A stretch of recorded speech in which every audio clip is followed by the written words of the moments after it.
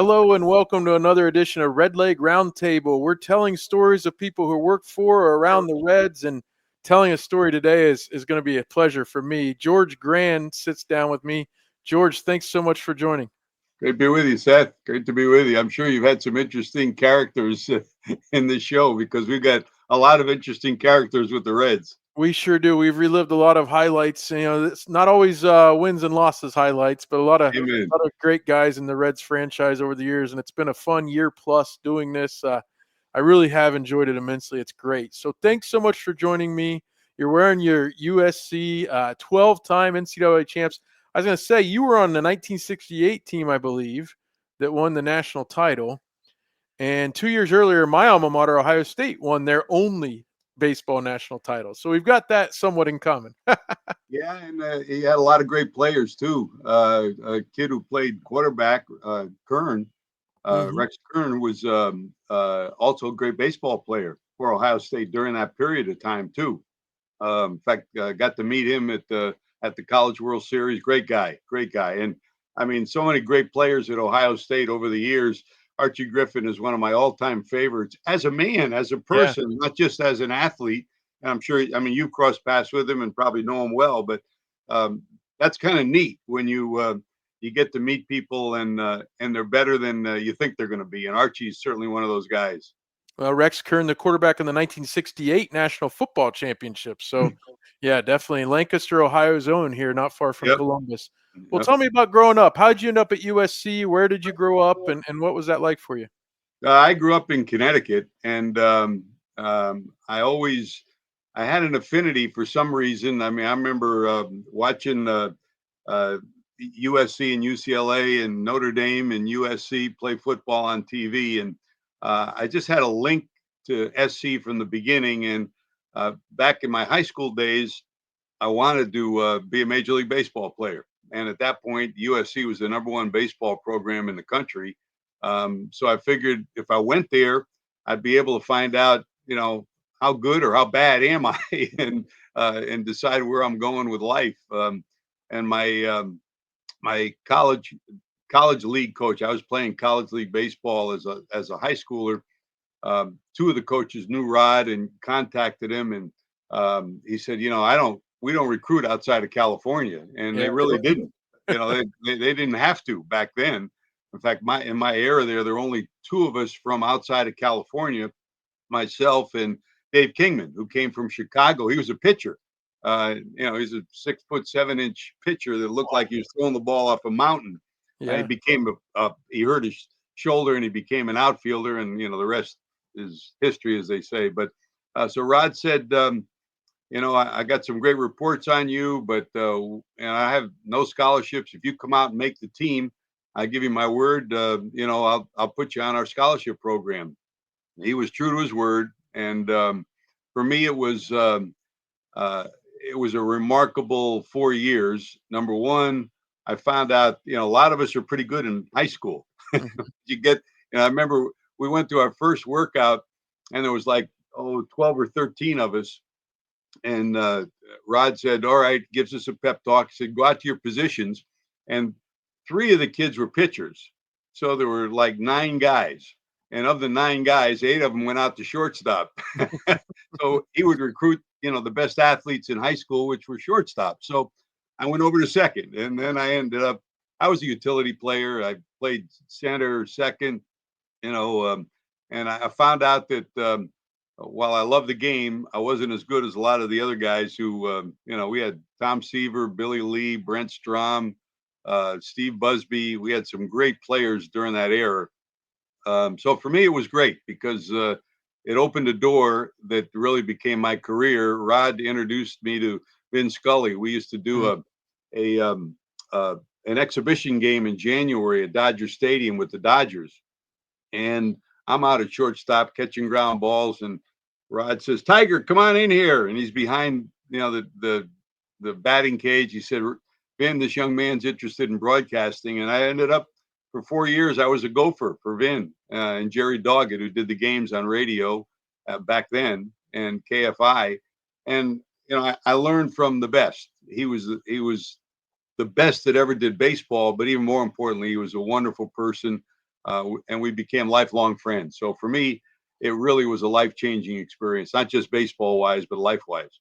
Well, that is awesome, and certainly the guy we knew you to be on the air. You were the Reds TV play-by-play voice from 1993 to 09 full time, but you stuck it out and you were around some for years after that. I guess it certainly came across like if you tell me you learned from Vin Scully, I'd buy it because you're good-natured and you always kind of seem to want to put a positive spin on things. I thought Vin did that really well.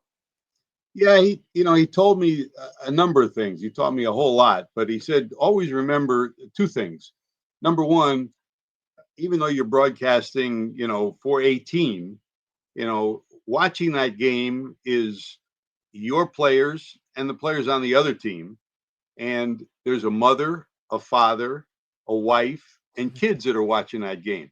So don't do the easy thing, which is to beat up on somebody when they make an error or don't, play as well as you think they should play. Be honest and be uh, from a standpoint of describing the action. If a visiting player makes a good play, honor them. If a local player makes a poor play, you can bring it up, but don't hammer them. Don't put yourself in a position where it's easy to make yourself be the story. And I worked at CBS, and Walter Cronkite always said, I got to know him well. He said, don't make yourself the story. Mm-hmm. Let news take over or let sports take over. And I always learned that from them that I wasn't the story. That make the game the story. Do your homework. I learned that from so many people, and that was the biggest key. You do your homework, things have a way of flowing. And also the biggest key, I was fortunate. I did the games, really 29 years I worked with the Reds, and most of the time I did the games with Chris Welch, and Chris and I were like brothers. And my goal, while we would differ and banter about, my goal was to make him look as good as he could be every day and put him in a position to shine. And if you do that, if you're unselfish, you do it in with your kids, you do it with your wife. The idea is to share, not to make yourself the story or make yourself have the light shine on you. Have the light shine on somebody else, whether it's a player or the person who's doing the game with you. And I think it served me well. I was comfortable, and I think that's the other thing that Red Barber always told me, and I got to know him well. He said, you got to be comfortable with who you are. Don't try to be Vin Scully, or don't try to be Harry Carey, or don't try to be whoever. Be yourself. And hopefully if you're honest in doing that, and people see that, especially if you're doing a team and people see you every night, they get to see whether you're really genuine or not, or whether you're something else off the air that you are on the air. And I think what I always tried to be was the same person on the air, off the air, at home or at work. Well, let's talk while you're still at USC. Tell me a little bit about what it was like to be on a national championship winning team. Not me. You were talking about how you saw where kind of, hey, I was a great high school player, but here, I learned about it. Some of us learn that when we're like a junior in high school in basketball. We don't maybe we all do. We're only 5'8" or 5'9". We don't cut it. But tell me about just experiencing that and being on it. I mean, not many people could say I won a national championship.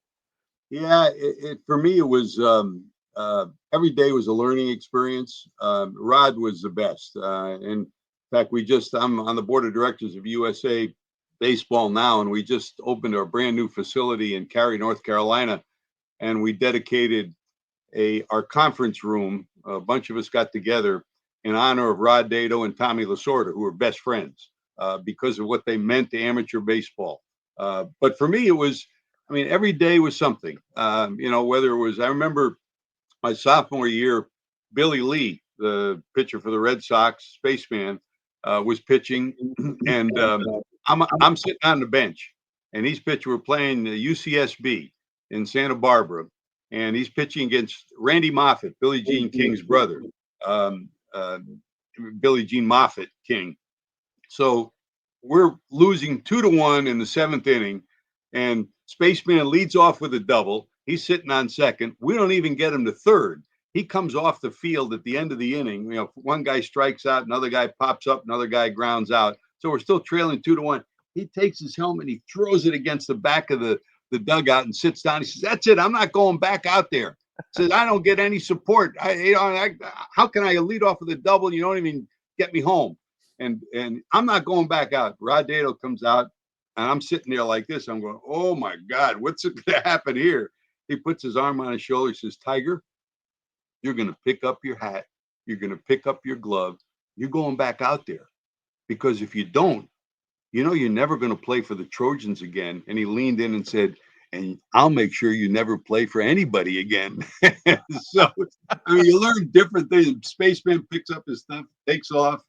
I mean, you learn every day. You learn from the people you were with. Brent Strom, who now is one of the best pitching coaches in the game, he was on that team too. We became friends and we talked pitching. Dave Kingman was people think of him as a wacky guy. He has an intelligence that you don't really see on the surface. He was a little different, but so I mean, all of those people that I learned from players, I learned from coaches. I played freshman football at USC too, and I got to be close with John McKay, who was the coach then. We became lifelong friends. I learned so much from him about the mentality of being a winning coach, of being, we went to the Rose Bowl, and how he handled that, how he handled postseason, how Rod Dado would handle postseason, how he would handle a national championship run or going to the Rose Bowl. So if you open your eyes, and I'm sure you do it yourself. I mean, I love what I've done. I've done the Hall of Fame. I did ESPN. I've done Major League Baseball.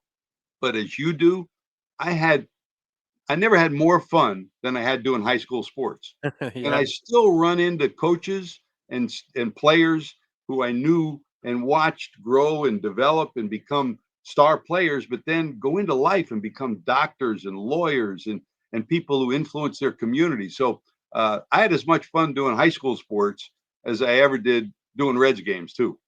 So people of a certain age, and especially back now, we're talking 30 plus years, internet and information was a little harder to come by sometimes. And if you weren't older, you didn't maybe see ESPN launch. I was born in 1979. Yeah. So like it was either the 20th anniversary show in 99, or maybe it was when a few years earlier they did some sort of milestone of how many sports centers had aired, and they did a special. And here I am watching, and I was like, wait a minute. George Grande, who calls my Cincinnati Reds games on TV, was the first anchor on SportsCenter. And let me tell you, as someone who went to college to try to do that type of thing, not knowing anything about it obviously yet, that was pretty amazing to me, George. And I guess as you look back on it, I'd ask you two things. Did you know how big a deal it was going to be? I'm sure you didn't know that it would explode like it did. But B, how fondly do you look back on the fact that you were the first? Number one, the answer to your first question is, heck, we didn't know whether we were going to last, 3 weeks, 3 months, 3 years, let alone 40 some odd years. And for me, the joy was not so much of the fact that I was the first. The joy was what we all went through. We were family. We grew up together. I was at CBS at the time, and Chet Simmons and Scotty Connell went there, and they initially asked me Jim Simpson was supposed to leave NBC and join ESPN for the first broadcast, but NBC wouldn't let him out of his contract. So Chet and Scotty had known I was doing the pre and post game shows to the New York Giants football, and they had seen my work, a lot of ad-libbing, a lot of no script stuff. And they asked me, would you come up and just do the initial weekend? So Lee Leonard and we eventually added Lee Leonard. Lee and I were good friends. We did the first shows together. And after that first weekend, they came and said, look, would you join us? Think about it. Would you join us and be our senior announcer and help us put this thing together? And I talked to my wife, Joanne, and I was right on the threshold of moving up at CBS, and the decision was, do you stay at CBS or do you take a chance on something that had never been done before? I mean, nobody had ever done this, and we didn't know if financially it would work, or if operationally it would work, or if people would latch onto this. And we said, what the heck, let's give it a shot. And I remember going in to talk to my supervisor at CBS and said, I'd like to get out of my contract because I want to go to ESPN. And he said, you want to go where? Where is this place? It's up in Connecticut, up in the mountains or something.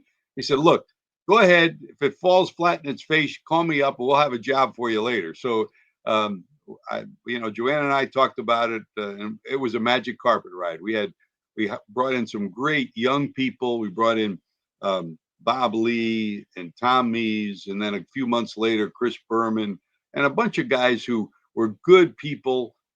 We all grew. We didn't go after, established people. We went after people who we could teach to do something that had never been done before. So it was, like you and I talked about, make your mistakes, because you were born in '79, and there were people running around saying, "Oh yeah, I watched your first show." We were lucky if there were 100,000 people that watched our first show, but we'd do an hour show and we'd have maybe 10 minutes of highlights. The rest we just sit there and talk.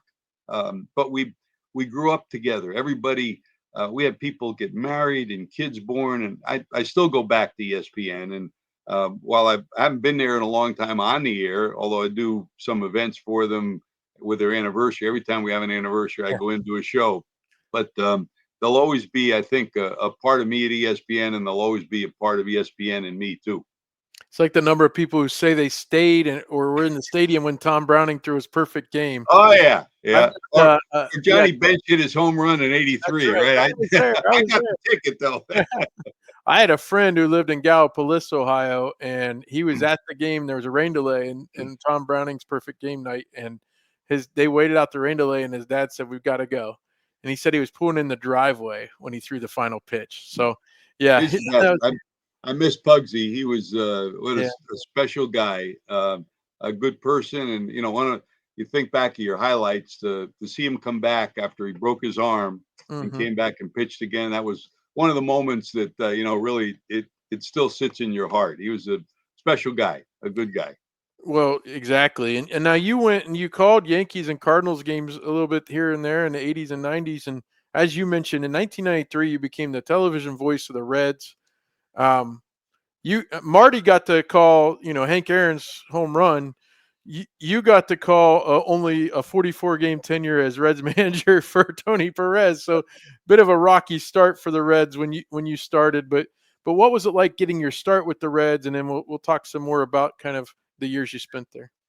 It was great. When I was at ESPN, it really goes way back. I did the pre and post game shows to the Red Sox on radio in 1975. Okay. When the Reds played the Red Sox in the World Series, and at that point, I wanted baseball. And a couple of years later, I had the opportunity, but it just didn't fit. And then 6 months after I was offered the job on radio, I ended up getting the ESPN job. And certainly during my ESPN years, those 10 years, Inside Baseball was my show. I produced it, anchored it, wrote it, we coordinated it, and there's still an itch that I wanted to do baseball. And a couple of times opportunities came up when they started the cable operation in Cincinnati. They had talked about making a change, and I had a phone call, and the person that had the job still had the job, and I said, I'm not taking somebody's job. If a job is open, that's one thing. And finally, in '92, the job was open, and they called back WLWT and Sports Channel, then not Fox Sports, called and asked if I was interested. I called Marty, and Marty said, "Oh, come on board. We'll have some fun." And I did, and then we hired Chris, and it was a magic carpet ride for 29 years, nothing but enjoyment with the people on the field, the people behind the scenes, the people at the ballpark, the people around town. It was a wonderful experience, and I still love going to town or going to spring training and seeing everybody. So, we already mentioned, and I talked to you a little bit about, kind of your style and the way, to me, it felt like you wanted it to be a good experience. It felt like when we watched the Reds game that George Grande and Chris Welsh called together, it felt almost like family, almost like we're sitting down all together and watching a game. And maybe when the team's not doing as well, maybe as a fan, sometimes it feels like, oh, I don't know. But then you get, and we don't need to go into specifics, but the idea of not everybody is as positive, feeling about things. And then I will tell you from experience, George, when you weren't there anymore, that's when we really missed you. um, I guess talk about that. You probably didn't really know Chris that well before 1993, but was it pretty seamless to kind of work with him and get into the booth? Oh yeah, yeah. We were from the first time, and I had seen him. I had met him because he came up in the Yankee organization, and when I started doing games, I broadcast the West Haven Yankees, and he played for the West Haven Yankees. So we had crossed paths. We knew each other, um, and I got to know his mom and dad and his family, and it became. I mean, it was like doing games with my brother. Um, Mhm. we both enjoyed each other. We still do. And I just talked to him yesterday, and that will continue long after our baseball careers are done. And simply because we like each other, we trust each other. And I think that was the biggest reason to enjoy what you did every day. I mean, you do games, yes, but you have to enjoy who you're sitting next to, enjoy your experience of going to breakfast or going to dinner. We go to different cities. We knew what Italian restaurants we could go to. He loves sushi, and I go with him for sushi, even though I'm not big on it. So we go to San Francisco, we got a great sushi place. We go to Cleveland, we got a great Italian place. So it was as much about that experience as it was about doing games. Games are games, and you're professional in the way you do it, and we enjoyed, especially in this era. I understand analytics. I understand they're part of the game. In my belief, analytics should be like the salt and pepper of a Mhm. meal, not the meat and potatoes. We've made it the meat and potatoes. My feeling is the game, the people, the story surrounding the game, and the intricacies of the game of baseball. That's the meat and potatoes, and analytics should be sprinkled in. So we melded that, did the best we could, and I mean, one of the reasons why people have asked me to come back do games here or there. I'm not buying the analytical breakdown of everything. The launch angle. Come on. Yeah. To me, it's about people and stories.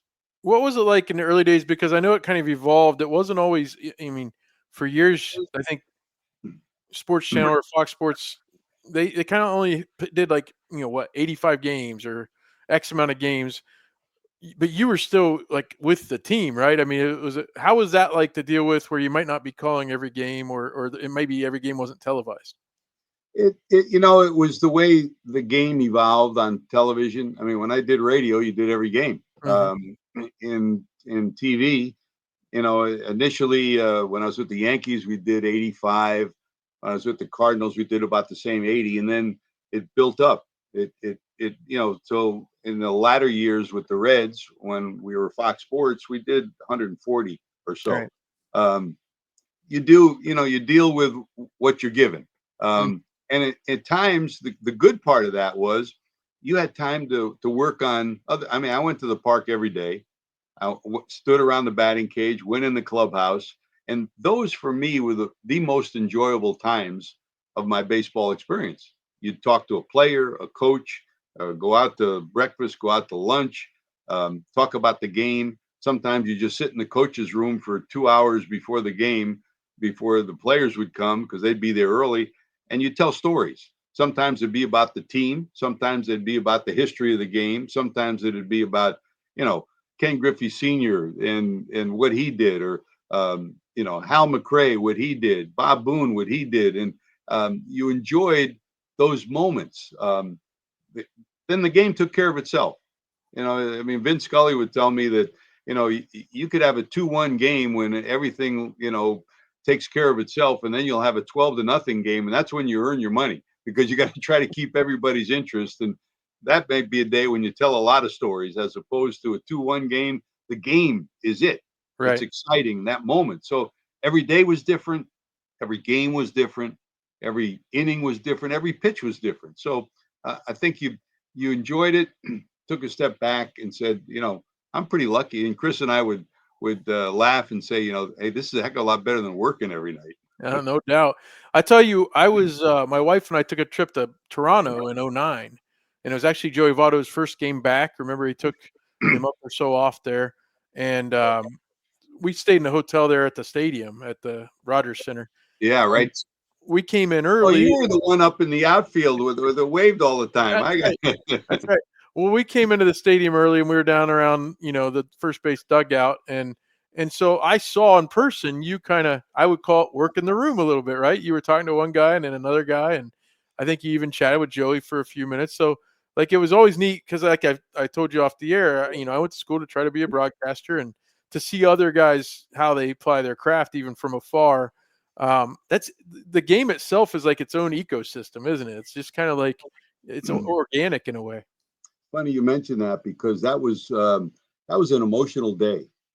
Joey had gone through, he lost his dad, and he really became a dad for his two younger brothers, and he had to help his mom through a difficult time too, and he had emotional issues to deal with, and that was when he came back to join us. And at first, he didn't want to do an interview, and we talked, and we had a great relationship during his whole period.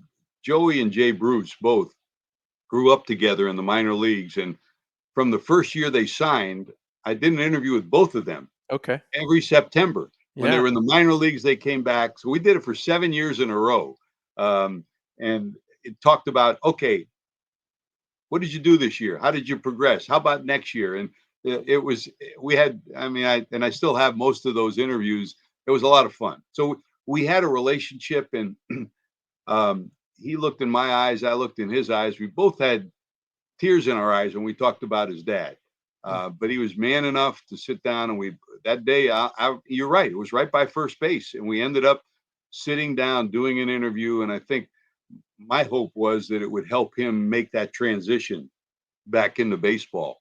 I remember a day in Chattanooga when he was in the minor leagues, and going down there. I was making a tour down there, and his dad showed up at the ballpark, and Joey took early BP, and his dad's out in the outfield in a dress shirt catching fly balls. And it was like he was having the best time of his life. So, yeah, that was a day. It's funny you mentioned that because it was a day that still is one of my more emotional days in my time with the Reds. And Joey he grew so much as a person, not just as a player, but as a person too, over all those years. I'm so proud of everything he accomplished, and as a man and as a baseball player. Well, just off memory, he went 4 for 5 that day. Yeah, it was a pretty good day. started 4 for 4, had a homer and at least 2 doubles, maybe 3, knocked in some runs, and that was obviously home for him too. So for him to come back there, I just remember I like Joey from the start, and certainly he grew obviously as far as winning the MVP the very next season. But I was very heartened to see his brothers were even on the field with them, that day. So, and certainly they were pretty young, as you said. So that's on my top list of days, emotional days in my career with the Reds. It's funny you mentioned that. Well, hey, I wanted to ask you about emceeing the Hall of Fame, and then we can get into a few other memories with the Reds. You emceed the Hall of Fame ceremonies year after year after year. I mean, it would be like clockwork. We'd see you there on the dais. What are some memories and certainly some time spent there?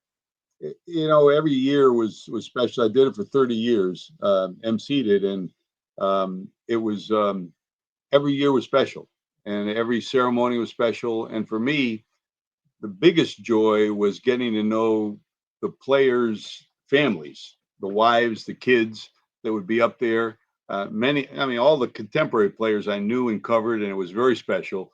But getting to know Joe DiMaggio, Ted Williams, Al Kaline, Willie Mays, and I wore 24 all through my career. I was a Willie Mays guy, and every year was special. And in the early days, it was kind of like It was a mom and pop operation. Nobody knew who was going to show up, and I'd be introducing, and I have to turn around and look and see who's coming up next, because you didn't know whether they made it to the ceremony or not, or they were out on the lake fishing or whatever. Now it's kind of they plan the invasion of Normandy every year. Sure. Yeah. It's all orchestrated, but and it was, I mean, every speech was special. There were some that were written out that were very good. There were others that were just off the cuff that were very good. I mean, we still laugh. I was with somebody the other day who was there when Phil Rizzuto got in, and he just, he was all over the place and everybody was laughing. Or when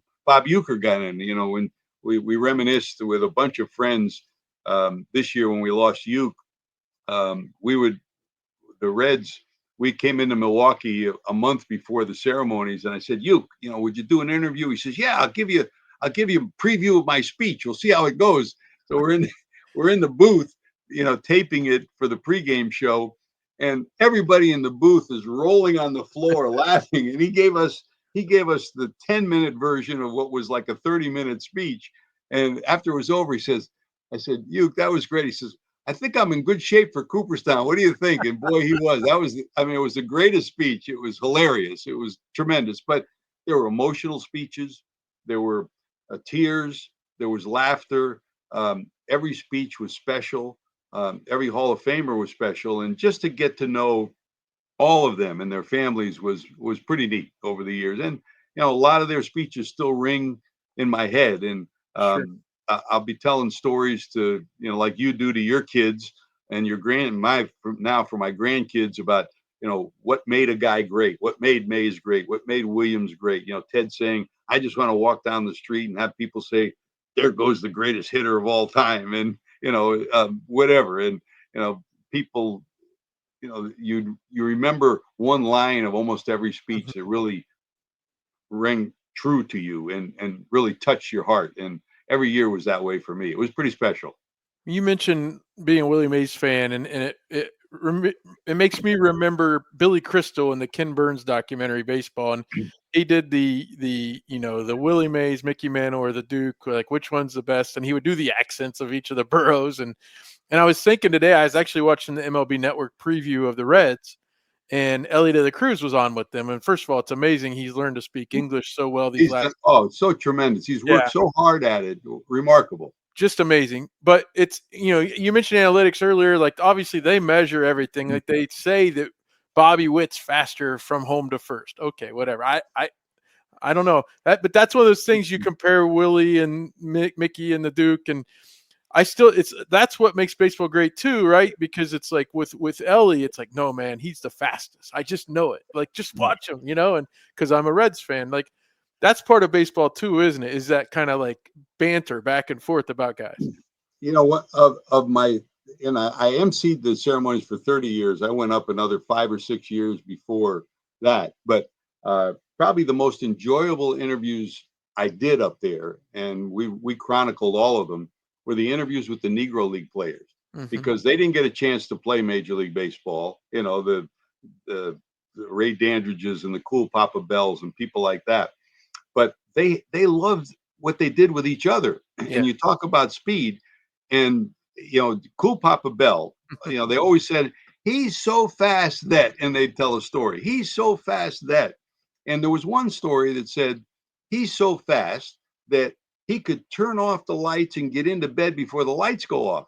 And I asked him, we're doing an interview. I said, Cool Papa, I said, tell me the story about that. How can you turn off the lights and get? He said, okay, here's the story.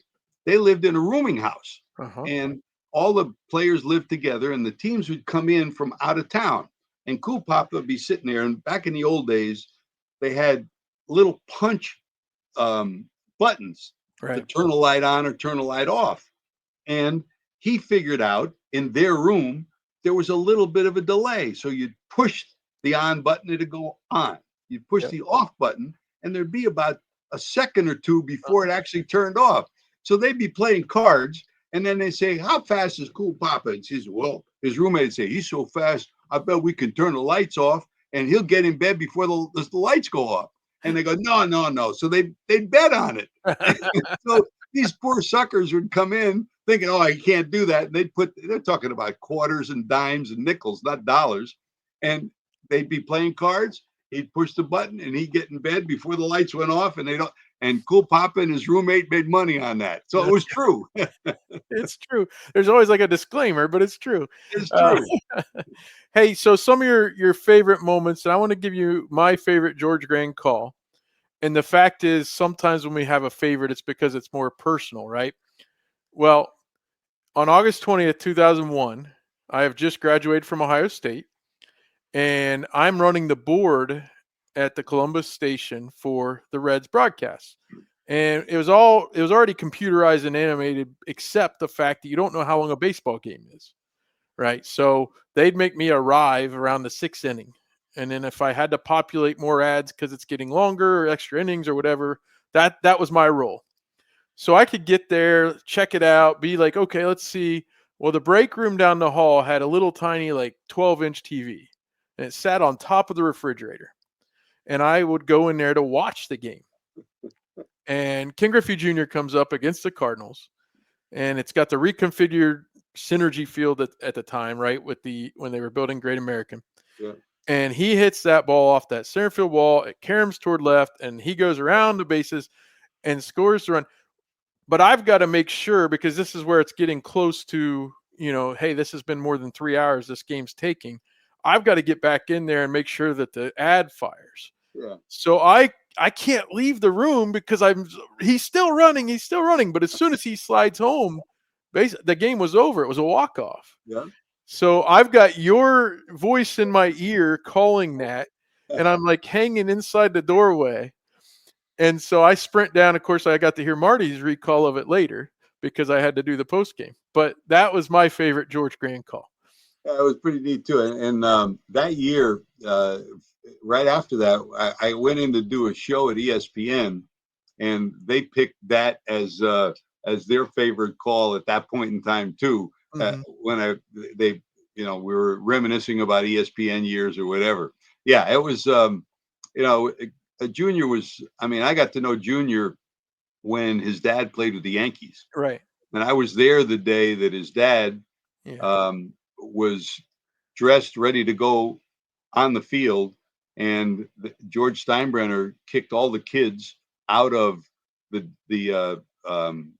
first the dugout and then the clubhouse because he wasn't going to allow any of them to be on anymore because they were losing games, so on and so forth.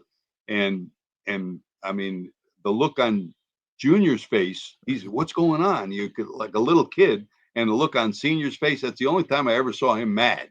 Right. He was angry that day.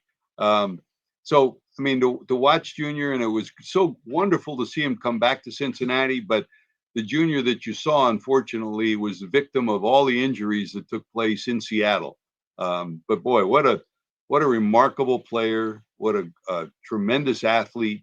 And he sure, he supplied us with a lot of special moments. And, I was fortunate to do that, the round of home runs, the 400, right. 500, 600 home runs, which was pretty neat. And it was great to be with his mom and dad through all of that too.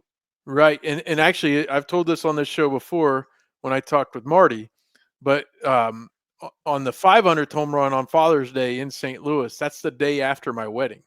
Wow. And so I got married in Dayton, Ohio.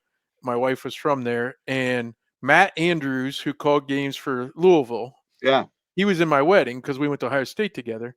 And at the rehearsal dinner, I've got him with an earbud in his ear to see, because the restaurant only had like one TV at the bar, and it was way across the way.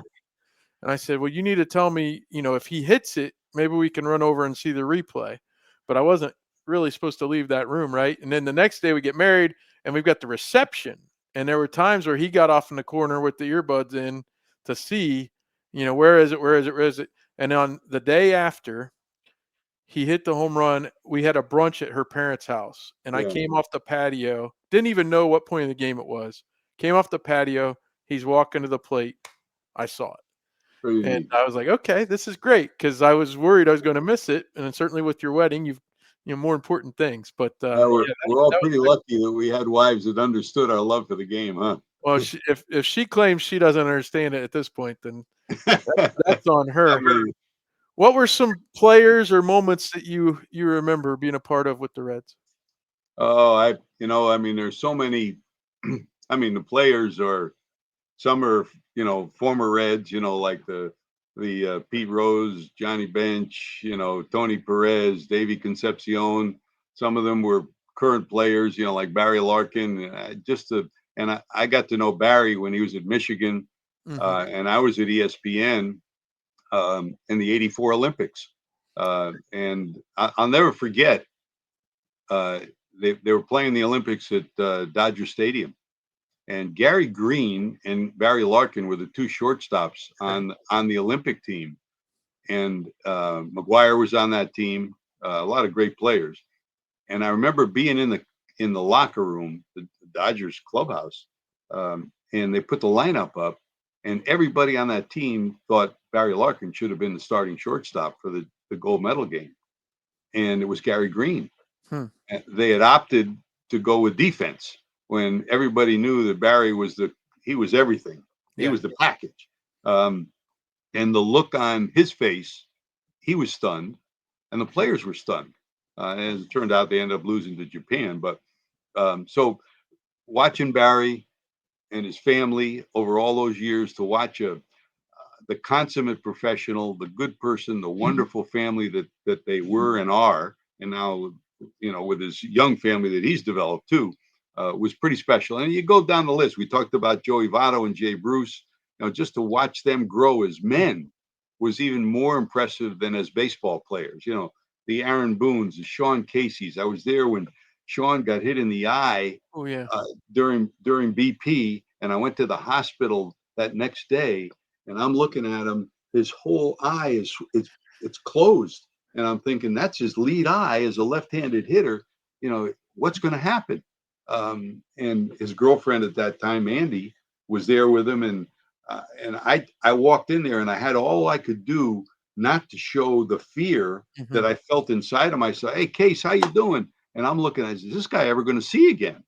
And then to watch how he matured as a player and what a great father he became, and what a great now broadcaster too. But you go down the list, all of those people and the coaches, the guys like and Jack McKeon and Mark Berry, who was a lifelong minor league guy, and Hal McRae came over, great hitting coach. Yeah, so many people behind the scenes, and players as well. But I think if you were asked to ask me what encompassed the Reds more than anything, it was the fiber of the organization. I enjoyed, if I'm making a list of, I close my eyes and say, what were the most meaningful moments and people that touched me during that time?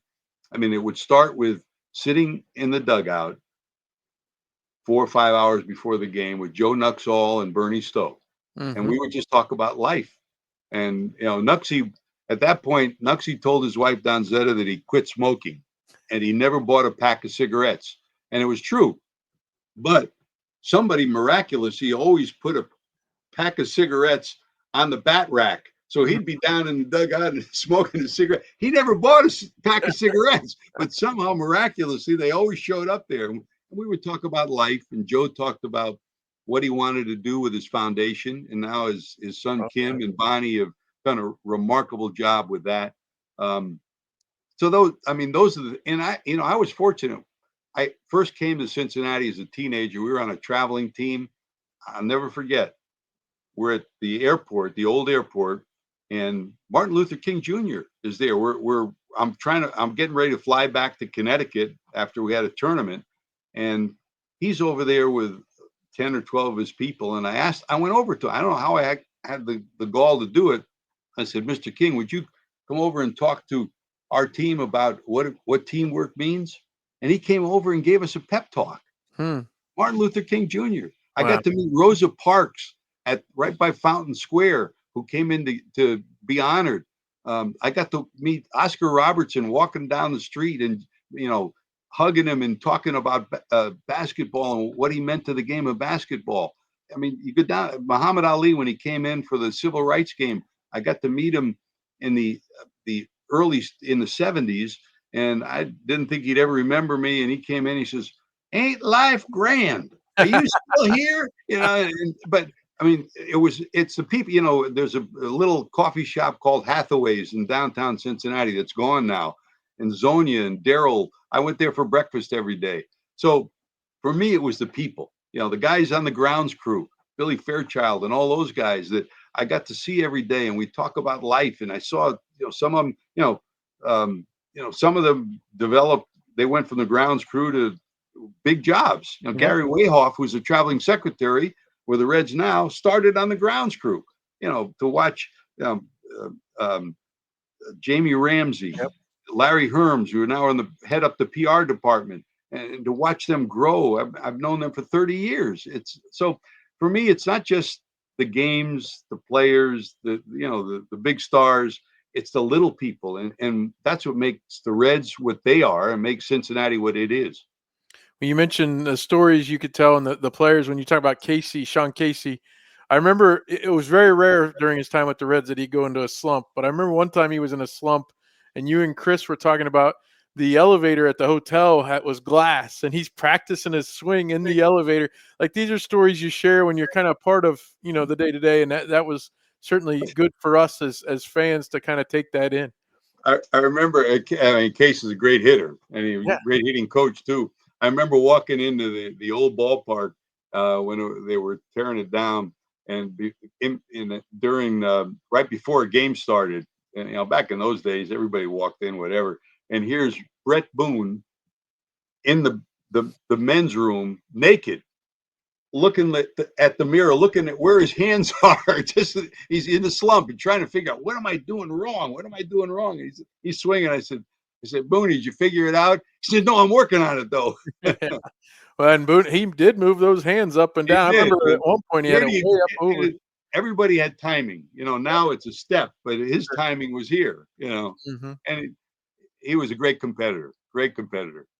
Well, great memories of games that you called and being part of Reds baseball, George. George Grande, thanks so much for taking some time today. I really appreciate you. No, my honor, Seth, and keep up the great work. And remember, just as much fun doing high school games as it is doing major league games. Oh, yeah, I got to be part of a state championship. I helped call a state championship this year, and they gave me this ball and one of the most prized possessions. They give you a signed ball, so it was very nice. Congrats. Enjoy, buddy. Well, hey, tune in to more episodes on the Riverfront. And if you get us on YouTube, please subscribe. If you're on Apple Podcasts, leave us a rating and review and tell your friends. Thanks so much, everybody.